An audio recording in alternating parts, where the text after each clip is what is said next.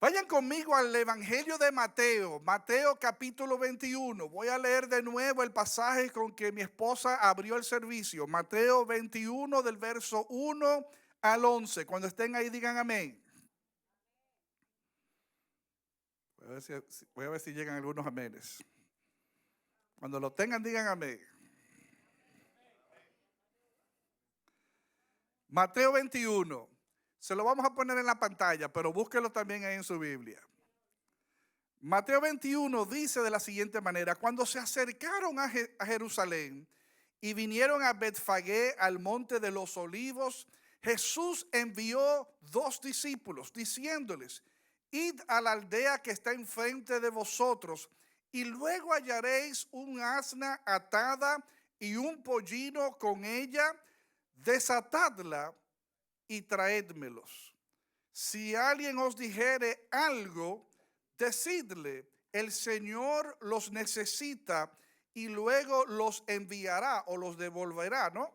Todo esto aconteció para que se cumpliese lo dicho por el profeta cuando dijo: decid a la hija de Sión, he aquí tu rey viene a ti, manso y sentado sobre un asna, sobre un pollino, hijo de animal de carga. Y los discípulos fueron e hicieron como Jesús les mandó, y trajeron el asna y el pollino y pusieron sobre ellos sus mantos, y él se sentó encima. Y la multitud, que era muy numerosa, tendía sus mantos en el camino, y otros cortaban ramas de los árboles y las tendían en el camino. Y la gente que iba delante y la que iba detrás aclamaba diciendo: Hosana, hijo de David, bendito el que viene en el nombre del Señor, Hosana en las alturas. Cuando entró él en Jerusalén, toda la ciudad se conmovió diciendo: ¿quién es este?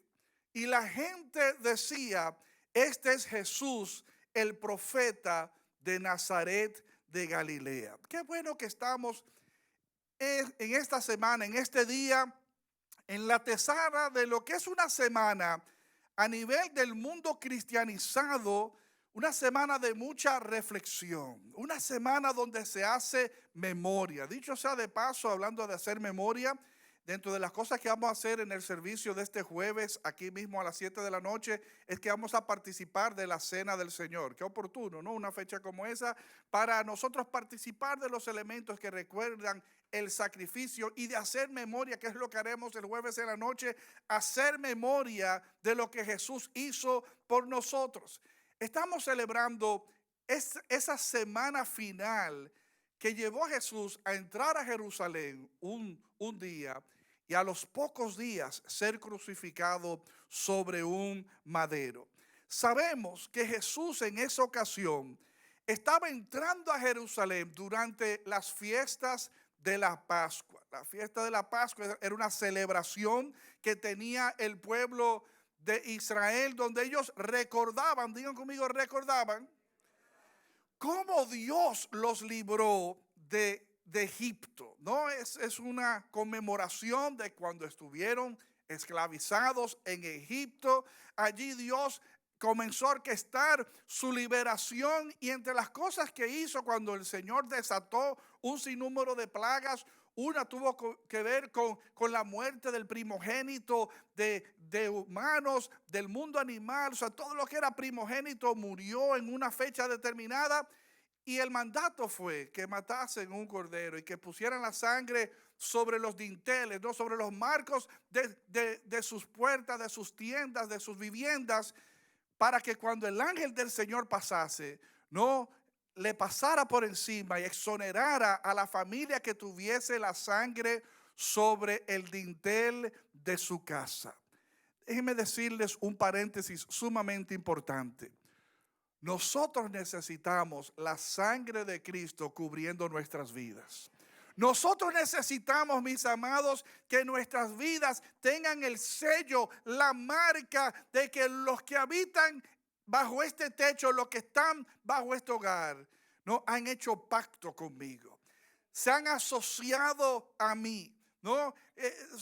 Son de los míos, por ende la destrucción, la repentina destrucción, el castigo, no el juicio que viene sobre los demás que no llevan parte, no con Dios, sepan que van a ser liberados, hermanos, por la sangre del Cordero de Dios que quita, hermanos, el pecado del mundo. Aquí estaba Jesús entrando a Jerusalén en una fecha que para estas fechas de fiesta de Pascua traía de fuera y de tierras aledañas a toda la diáspora, ¿no? A todos aquellos que eran de origen hebreo, que vivían en otras áreas, en otras tierras, costumbre volverse para esta fecha a su tierra, para esta gran celebración, este gran memorial, este gran recordatorio como pueblo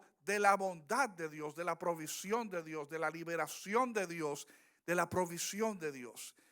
Y fácilmente, hermanos, para una fecha como esta en Jerusalén, habían se dicen, entre 500,000 hasta 2 millones de personas, un flujo de personas inmenso, ¿no? Llegaban al pueblo, a la ciudad de Jerusalén.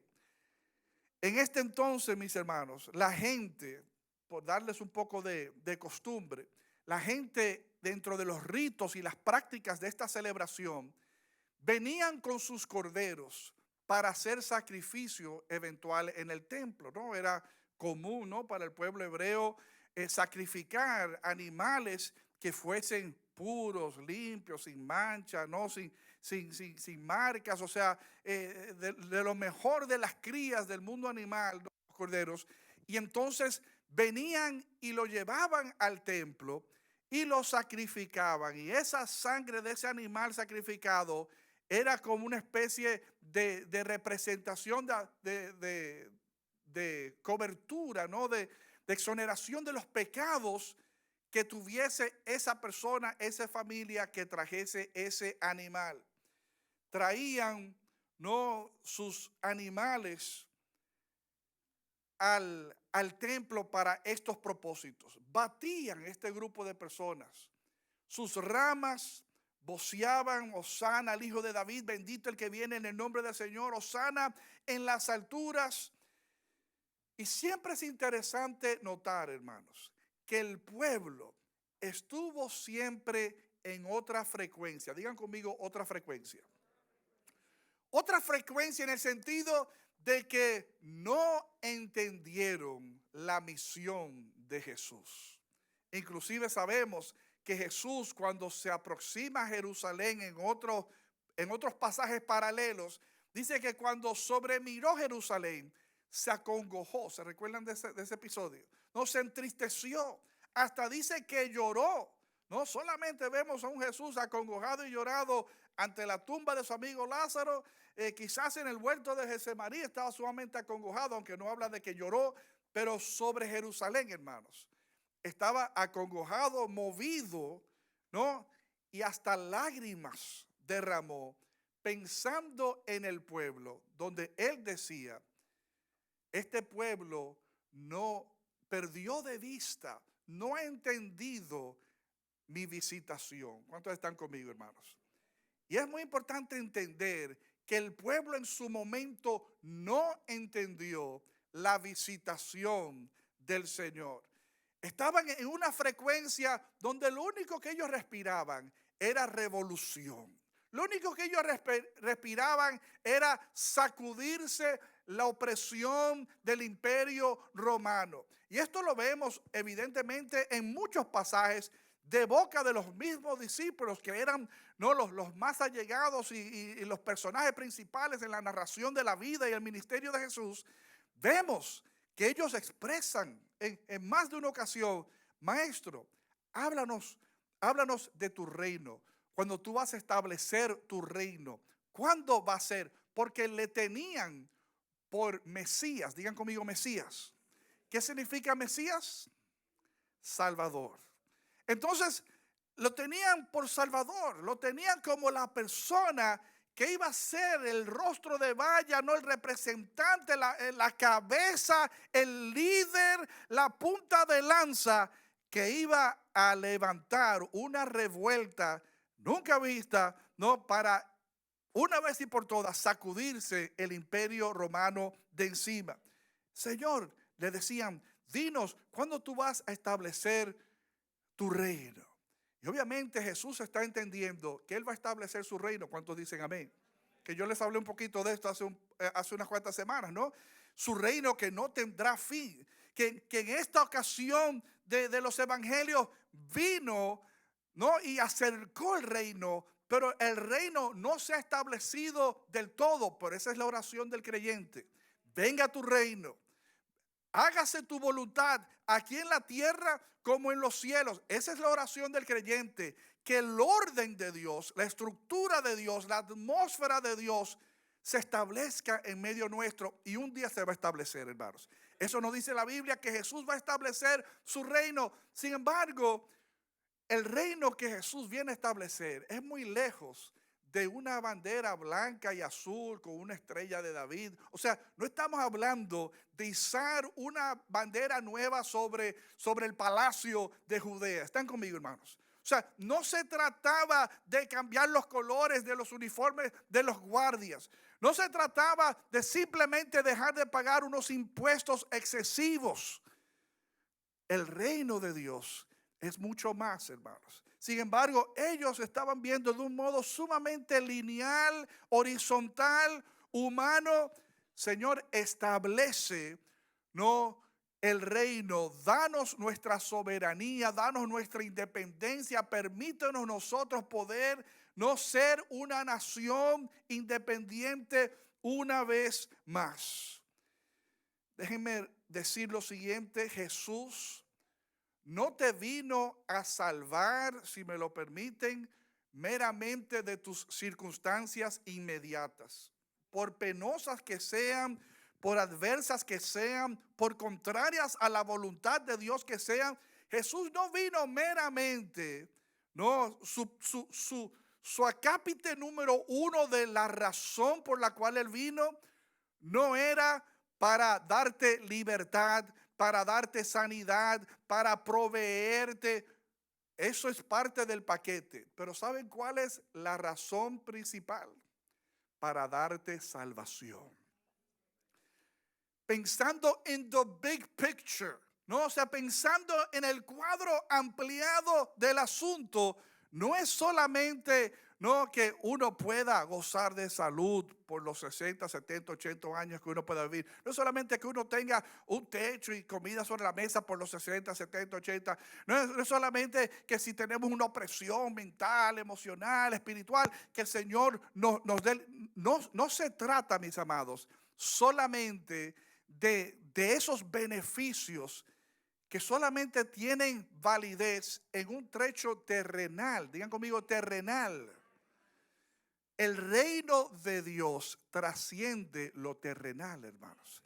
Aunque su reino será terrenal, tema para otro día, ¿no? Ese famoso milenio, no esos 1000 años, que si serán 1000 años literales o lo que sea, tema para otro día, pero el tiempo que Él reine en principio entre nosotros va a ser aquí en la tierra, hermanos, donde va a establecer un nuevo orden. What that looks like is beyond us. O sea, ¿cómo se va a visualizar ese reino aquí en la tierra? Espectacular. Pero su reino, hermanos, no tendrá fin. No se va a limitar a una gestión gubernamental terrenal que Él va a ejecutar en algún momento, sino que Él va a establecer cielos nuevos, tierras nuevas, un nuevo orden de las cosas, y nosotros vamos a formar parte de esas futuras etapas porque somos eternos en naturaleza. Digan conmigo, somos eternos. No lo de Marvels, lo que se llaman los Eternals. Nosotros somos eternos realmente en naturaleza. Nuestro cuerpo es limitado, ¿no? Es mortal. Nuestra alma, hermanos, vive para siempre, con Dios o sin Dios, pero para siempre. Jesús no te vino a salvar en principio meramente de tus circunstancias inmediatas, sino que te vino, mi hermano, a salvar de tus pecados y de los estragos eternos que nuestro pecado ejerce sobre nosotros. ¿Cuántos están conmigo? Hay otros beneficios, claro que sí, como la sanidad, la liberación, la protección, la sabiduría, la provisión, que viene de Dios. Pero su primordial objetivo, darnos salvación, perdón de pecados. Hermoso ver aquí, hermanos, que Jesús entra en un asno, entra, no, manda dos discípulos. Yo hago el paréntesis. Manda dos discípulos al pueblo a gestionar el préstamo de este animal de carga para él usarlo como medio de transporte para llegar a Jerusalén. Digo yo, y esa era una diligencia de dos personas, no podía una persona ir, manda dos discípulos a hablar con alguien, a buscar el asno que él decía que estaba atado, ¿no? Desátenlo. Van a encontrar allí, van a un burro atado, desátenlo y tráiganlo. O sea, medio lo iba a tomar prestado, pero sin pedir permiso. Me iba a pedir perdón después, porque dice, si alguien le pregunta, o sea, no sé si ustedes lo leen como lo estoy leyendo yo. O sea, él dice, si alguien le pregunta, o sea, si alguien los para, hey, ¿para dónde vas con ese burro? No te pertenece, no, así que yo lo leo. Entonces le das como explicación, le dice, oh, el Señor lo necesita y te lo va a devolver. Déjeme hacer unos cuantos paréntesis ahí con ese acápite, que yo lo he hecho en otras ocasiones en el pasado. Entre nosotros, hermanos, hay burros amarrados. No hay aménes, pero no importa. Yo entiendo, nadie quiere ser comparado con un burro. Pero déjeme decir, hay burros amarrados que el Señor quiere usar. Hay burros amarrados que el Señor necesita. Y el Señor ha dado voz, hermanos, para que seamos desatados, no desamarrados, parados junto, no a una mata que a veces no solamente tiran las riendas, ni siquiera hay que amarrarla. El animal está a veces acostumbrado a que solamente lo paren junto a la enramada y entiende que no se puede mover de allí, ¿no?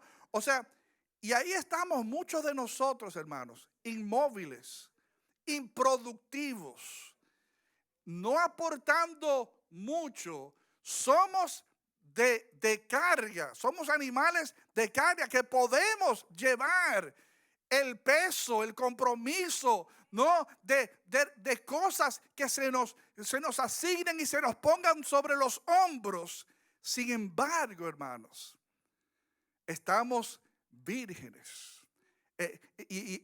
Inclusive cuando en otras versiones aquí habla de pollino, es un concepto del burro tierno, ¿no? De un burro jovencito, de un burro que, como dice inclusive en Marcos, déjame ver si lo encuentro aquí, en la versión de Marcos, porque estábamos leyendo de Mateo, Marcos 11:2, dice, hallaréis un pollino atado en el cual ningún hombre ha montado.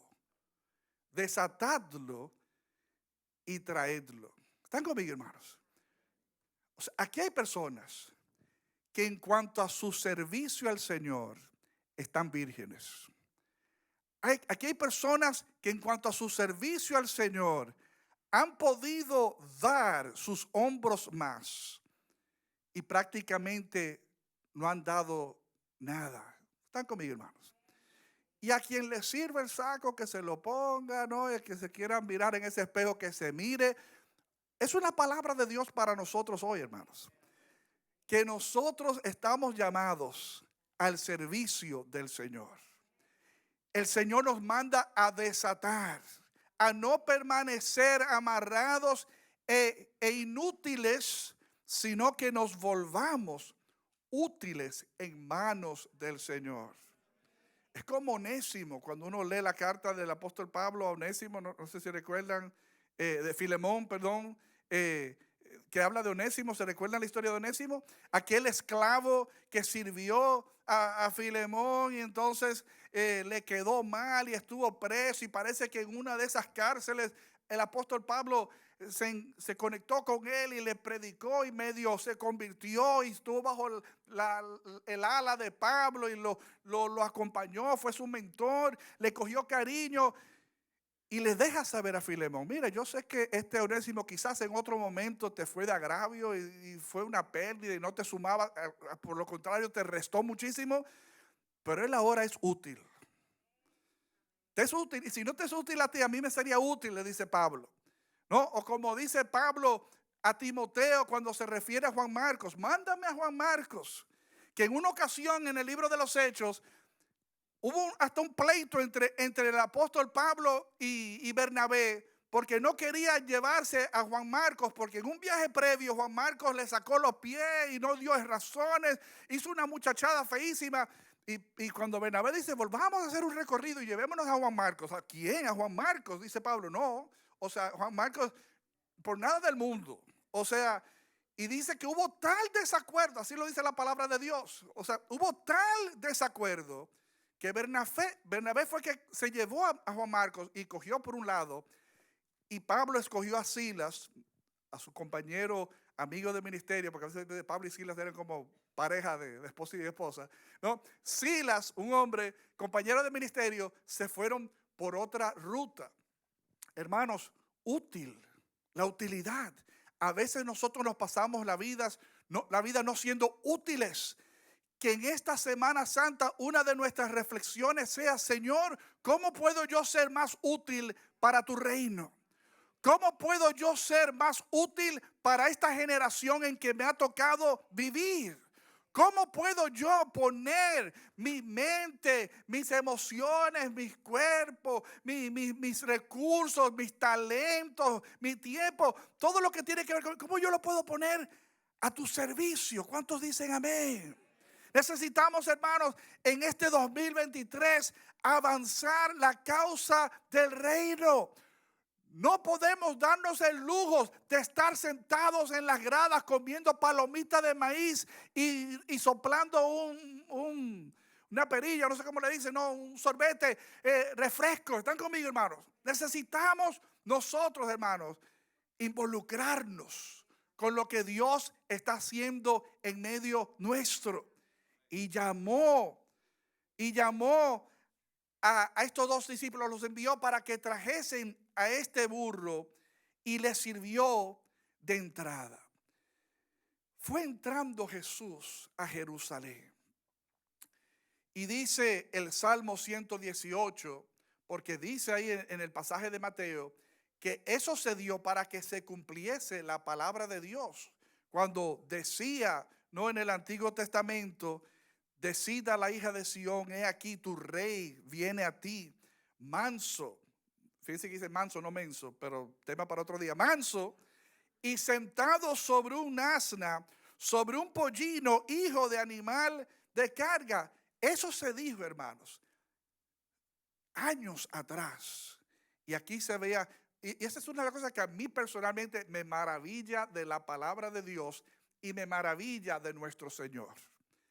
La cantidad de profecías cumplidas en la persona de Jesús.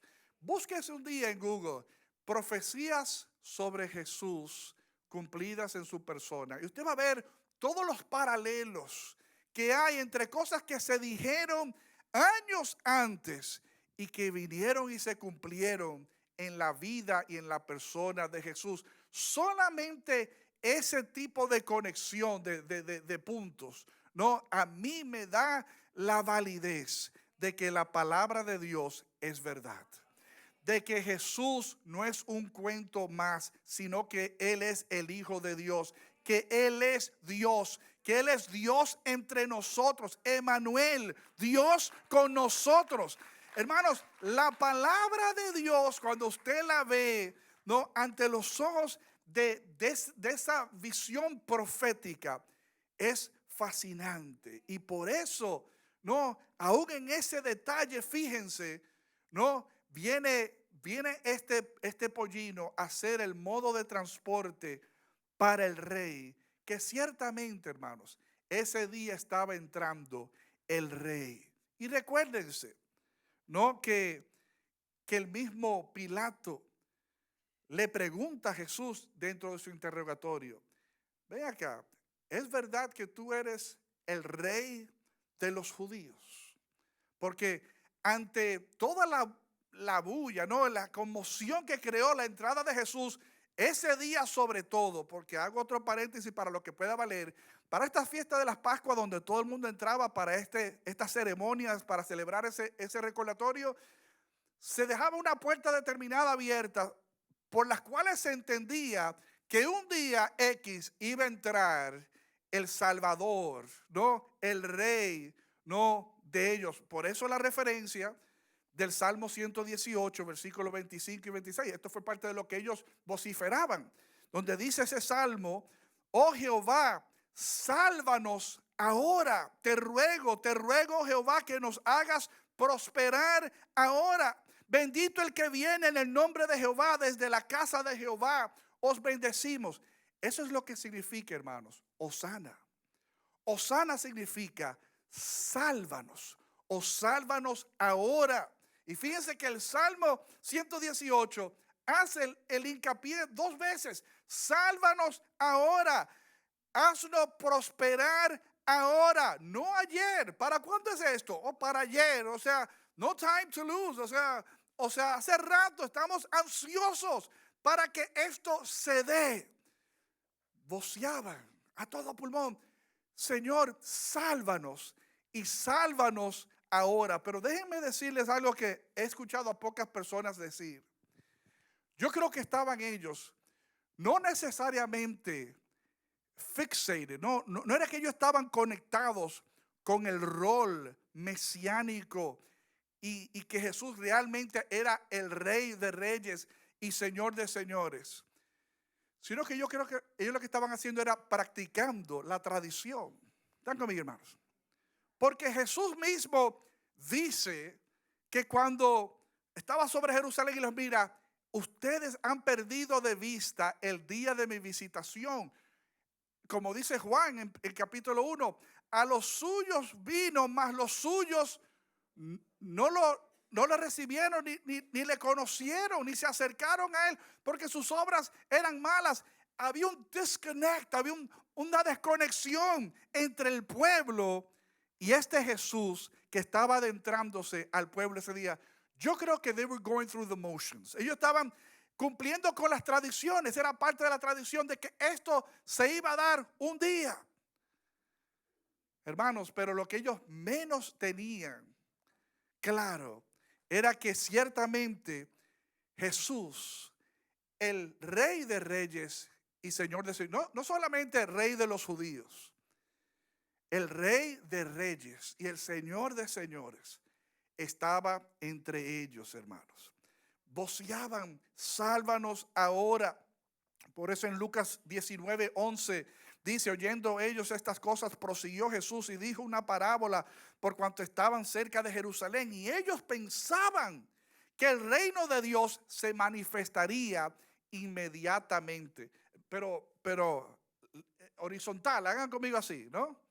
No, parece como un merenguero, una cosa así. O sea, aquí horizontalmente, hermanos, o sea, estaban ellos pensando: la revuelta, ¿no? Vamos a quemar las llantas. Tenemos llantas por ahí lisas que vamos a usar para echarle querosén y prenderla. O sea, vamos a crear humo en el ambiente. Vamos a tocar las calderas, ¿no? Vamos a levantarnos. Ese era el pensamiento de ellos, hermanos. Pensando en un reino, no de consulado, de embajada, de palacio, de guardia presidencial, o sea, de banderita. O sea, ese era el reino en que ellos estaban pensando. No entendieron, hermanos, el día de la visitación, que como dice otro pasaje que vamos a leer, el día de su paz. Diga conmigo: el día de su paz. Porque no que tuviésemos un problema de opresión con el Imperio Romano, que tenemos un problema de opresión con el enemigo de nuestras almas. Y la paz con Dios estaba en Jesús. La paz con uno mismo estaba en Jesús. La paz con el prójimo estaba con Jesús. Entonces, ¿eres tú el rey de los judíos? Y Jesús le dijo, tú lo dices. Inclusive sabemos, ¿no?, que en la cruz le pusieron un letrero en tono de burla, ¿no?, de rey de los judíos. Jesús, hermanos, sabía que este pueblo, lo dije en una ocasión, era de dura cerviz. ¿Qué significa cerviz? Cuello. Que era de duro cuello. ¿Qué significa ser de dura cerviz, de duro cuello? Significa que ellos eran tercos, que eran rebeldes. ¿Están conmigo, hermanos? No, que eran difíciles de manejar, que eran difíciles de gobernar, que eran difíciles de influenciar. Piensen en el mundo animal, ¿no? Cuando usted le pone un bozal a un caballo, los que han tenido experiencia montando caballo, que aunque tú le tengas un bozal y lo tengas con las riendas, no hay caballos que tú lo estás jalando para la izquierda y tiene la cabeza mirando para acá, ¿no? ¿A cuánto le ha pasado? Porque no quiere coger para acá, o sea, quiere dirigirse de cuello duro, hermanos, rebeldes, que te resistes a dejarte llevar, a dejarte manejar, a dejarte dirigir. ¿Cuántos de esos hay aquí? No levanten la mano, ¿no? O sea, my way or the highway, dicen algunos, ¿no? O sea, es como yo quiera, cuando yo quiera, si quiero, o sea, con condiciones. Hay personas así y el pueblo del momento era así, hermanos, de duro cuello, que no se dejaban manejar fácilmente. Por eso dice Proverbios 29:1, los que quieran anotarlo. Proverbios 29:1 dice, el hombre que reprendido endurece la cerviz, entiéndase el cuello, de repente será quebrantado y no habrá para él medicina. Wow. Proverbios 29:1, el hombre que reprendido, que confrontado, ¿no?, que amonestado, que exhortado, que se le ponga espejo, que se le diga algo que es por su bien y que se vuelva terco y que ale y tuerza el cuello y la cabeza para dirigirse en otra dirección. De repente, quiéralo o no, va a ser quebrantado y no va a haber medicina para el mal que va a sufrir, hermanos. Entonces, así somos nosotros, la raza humana. Y Jesús sabía que the struggle was real, ¿no? Que la lucha era real, que esto de comunicar el plan de Dios a sus vidas y que ellos lo entendieran, I get it. O sea, y lo quiero, I want it. O sea, no le era posible a esta generación entender y abrazar del todo las razones y los porqués. Jesús se apareció en medio nuestro y que Jesús atravesó todo lo que atravesó. Esperaban, y voy cerrando con esto, esperaban al león de Judá, a un heredero de la tribu de David, a una persona con porte militar, con visión bélica y revolucionaria, un Che Guevara. Y lo que le salió fue un hombre montado en un burro, que parte de su discurso era: al que te den una mejilla, ponle la otra. Si alguien te quita el saco, dale los tenis también. O sea, ¿quién es esto? O sea, había una desilusión, hermanos, de todo el tamaño. Pero este Jesús, que vino manso y humilde, digan conmigo, manso y humilde, y que Él nos invita a nosotros a ser mansos y humildes. Yo siempre le digo: Señor, permíteme ser manso y humilde, porque soberbios hay que sobran, hermanos. O sea, personas que se creen por las razones que sean que son la última Coca-Cola del desierto, de eso sobra. Pero ser manso y humilde, y Jesús nos invitó: sean como yo, mansos y humildes. No mensos y humildes. ¿Ok? Que eso es tema para otro día. Pero como voy a enfatizar el lado que ustedes necesitan escuchar, quizás. Mansos y humildes. Necesitamos ser, hermanos, mansos y humildes como el Señor. Ellos querían salvación social, civil, autonomía, independencia, soberanía nacional. Querían gobierno, querían un rey, querían que ese rey gobernase con justicia y con paz.